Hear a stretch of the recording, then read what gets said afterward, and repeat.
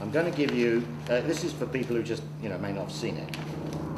In no particular order, this is The Guardian, dated 26th of September by Andy Newman, and I've just marked a couple of quotes here. The trouble is that Atzmon has often argued that the Zionist oppression of the Palestinians is attributable not to the bellicose politics of the Israeli state, but to Jewish lobbies and Jewish power. Atzmon's anti-Semitic writings include, for example, a 2009 article entitled Tribal Marxism for Dummies, in which he explains that while Marxism is a universal paradigm, the Jewish version is very different. And then finally he ends, actually, existing Israel is founded upon displacement of another people. And there will never be peace and security until the Palestinians achieve justice. However, the cause of the Palestinians is hindered, not helped, by association with anti-Semitism. We would not hesitate to condemn racists, homophobes, or sexists, and we must be equally robust in opposing anti-Jewish hate speech. So that was The Guardian. And then the Jewish Chronicle, which I'm going to come back to in a moment, because it's very fascinating. When you follow this... The continuum is very fascinating. Excuse me, it's not your turn. Oh, sorry. Yeah. It opens by saying, so this was, note the date, by the way, 23rd of September, okay? So a couple of weeks ago. A US academic who co-wrote a controversial book about the Israel lobby has praised a new book by the Jewish anti-Semitic writer Gilad Atzmon. David Hirsch, a sociologist at Goldsmiths University of London and former Yale research fellow, said, Mearsheimer was the Israeli academic, is legitimizing an unambiguously anti-Semitic book. Okay, so I won't read the rest, you've got the idea. Next, we've got the letter written by Gilad to the Guardian in response to that article, which I'll just take a sentence. He says, in my book, I tend to examine the complex relationships between Israel and the diaspora. I try to grasp the philosophy and ideology at the heart of Israeli lobbying, but I also insist that each of us has the right to express his or her opinion on the subject without being censored, bullied, or intimidated by charges of anti-Semitism. It is very disappointing to see a newspaper renowned for its egalitarian stance publishing, without checking, the unsubstantiated rantings of self-interested campaigners. So that was that. And then finally... Did they publish that? Yes. Yeah, okay. Yes. Well, these are all published. Yeah.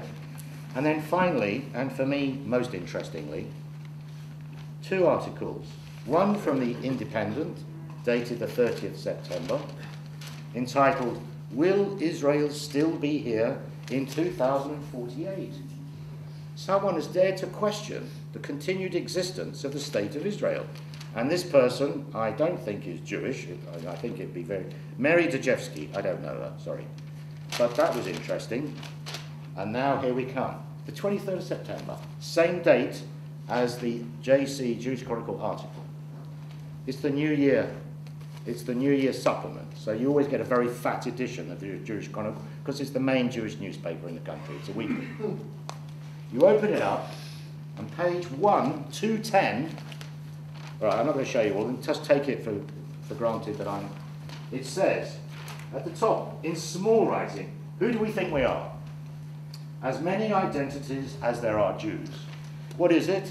It's a panel discussion, like tonight, with 4 people and a chair. Okay, so now I'm going to tell you who the people are. Baroness Julia Neuberger, who's a rabbi, a Reform rabbi, of West London Synagogue, which is a big, rich synagogue. She's a crossbench member of the House of Lords. She's in her 60s, I think, but very highly respected. Amy Rosenthal, who is the daughter of Jack Rosenthal, one of our most famous playwrights, and she's also a playwright. Ian Livingston, who's the chief executive of BT, British Telecom, one of our biggest companies. Julia Hobsbawm, who's a media businesswoman of some considerable reputation, particularly associated with the left. And she's now a writer in her own right, and of course she's a mother. And Anthony Julius, Anthony Julius, for those of you who don't know, and I didn't, is the chairman of the Jewish Chronicle. And he is also a leading writer and campaigner on anti-Semitism. So all I'm going to do is read you something that Anthony Julius said, because I've marked so many bits in here which were fascinating. I really would commend you to read it, because these are leading lights in the Jewish community in Britain. And Anthony Julius, the chairman of the Jewish Chronicle, said this, because they start talking about their Judaism and then their Jewishness, and then they go on to Israel. And so the question, he says, my own position about Zionism is that it is an extraordinary experiment in Jewish self-governance, and it doesn't actually appeal to all Jews. Many Jews are quite comfortable having rather more multiple identities, and Jewish self-governance places the accent very heavily on the Jewish components of one's identity. So in other words, you've got multiple identities. One of them is the Jewish one. If you're going to be a Zionist, you have to feel pretty Jewish, is what he's arguing. And then he says, I think it can be a little bit too much for some people, particularly people in the diaspora, to swallow for themselves.